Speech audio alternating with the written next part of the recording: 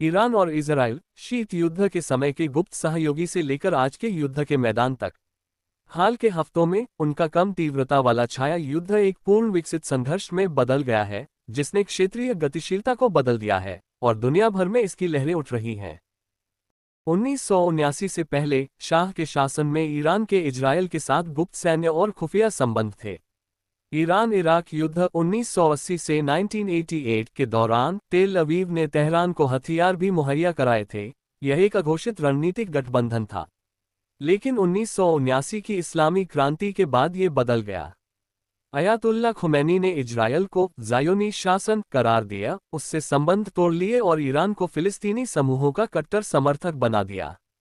Tehran ने अपना प्रतिरोध की धुरी बनाए लेबनन में हिजबुल्लाह का समर्थन किया, हमास का समर्थन किया और सीरिया और यमन में छद्म संघर्षों को हवा दी। इजरायल ने गुप्त रूप से जवाब दिया, साइबर हमले, ईरानी काफिलों और ठिकानों पर हवाई हमले। जून 2025 तक तेजी से आगे बढ़ें। एक निर्णायक क्षण 13 जून को इजरायल ने ऑपरेशन राइजिंग लॉयन शुरू किया, जो ईरान के अंदर एक गुप्त मोसाद ड्रोन तोड़फोड़ थी, जिसके बाद मिसाइल सुविधाओं और IRGC साइटों के खिलाफ बड़े पैमाने पर हवाई हमले किए गए।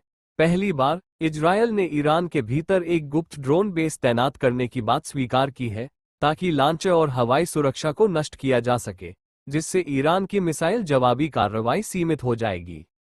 ईरान ने जवाबी कार्रवाई की। कई दिनों तक उसने इजरायली शहरों तेल अवीव, हाइफा पर बैलिस्टिक मिसाइलें और ड्रोन दागे, जिससे आयरन डोम और पैट्रियट इंटरसेप्टर सक्रिय हो गए। दोनों पक्षों में हताहतों की संख्या बढ़ गई। सर्वोच्च नेता खामेनेई ने कहा कि यह तो बस शुरुआत है। उन्होंने आत्मसमर्पण करने के आह्वान को खारिज कर दिया और अमेरिका को प्रत्यक्ष हस्तक्षेप के खिलाफ चेतावनी दी तथा अपूरणीय क्षति का वादा किया। अमेरिका ने जल्दी ही खाड़ी में USS निमित्ज, पैट्रियट्स मिसाइल रक्षा प्रणालियों को तैनात किया और इजरायल के पास ईंधन भरने वाले टैंकरों को तैनात किया, बढ़ते तनाव के बीच हवाई क्षेत्र की सुरक्षा प्रदान की। पूर्व राष्ट्रपति ट्रंप, हालांकि अब पद पर नहीं है, ने सार्वजनिक रूप से ईरान के बिना शर्त आत्मसमर्पण का आह्वान किया और तेहरान को अपनी राजधानी खाली करने की सलाह दी, जबकि व्यापक युद्ध से बचने के लिए खामेनेई को मारने के आह्वान को वीटो कर दिया। भारत के लिए इसका असर तुरंत ही दिखने वाला है। जून में तेल की कीमतों में 17% से ज्यादा उछाल आया है, जिससे रुपये पर दबाव पड़ा है। ये 86 रुपये प्रति डॉलर के आसपास कारोबार कर रहा है और मुद्रास्फीति और व्यापार संतुलन को नुकसान पहुंचा है। बाजार में गिरावट आई। सेंसेक्स और निफ्टी में 0.3% की गिरावट आई।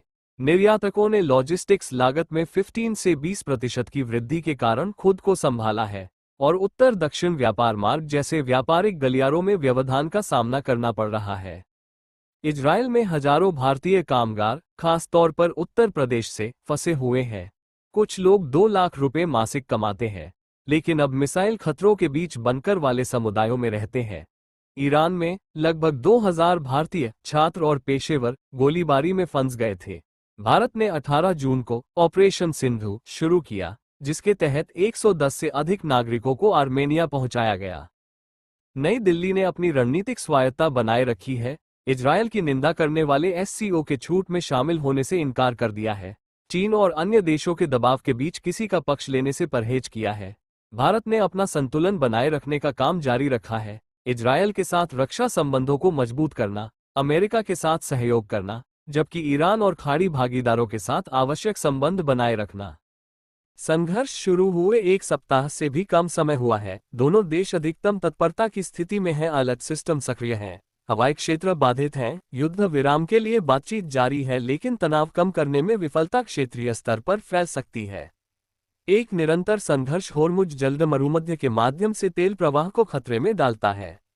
विश्लेषकों ने चेतावनी दी है कि तेल की कीमत $200 से $300 प्रति बैरल तक बढ़ सकती है, जिससे भारत का आयात बिल सालाना 12 से $13 बिलियन बढ़ जाएगा, जिससे अर्थव्यवस्था में लागत बढ़ जाएगी। ये संघर्ष सिर्फ मध्य पूर्व का मुद्दा नहीं है, ये वैश्विक सदमे की लहर है। गुप्त ड्रोन ठिकानों से लेकर तेहरान में निकासी तक, तेल की कीमतों में उतार चढ़ाव से लेकर इजरायल में फंसे श्रमिकों तक, कोई भी देश इससे अछूता नहीं है। भारत के लिए चुनौतियां आर्थिक और मानवीय हैं। नीतिगत रास्ता एक तेजी से खंडित दुनिया में एक नाजुक संतुलन कार्य है। जबकि राजनयिक तनाव कम करने के लिए जोर दे रहे हैं और वैश्विक बाजार अनिश्चितता में है।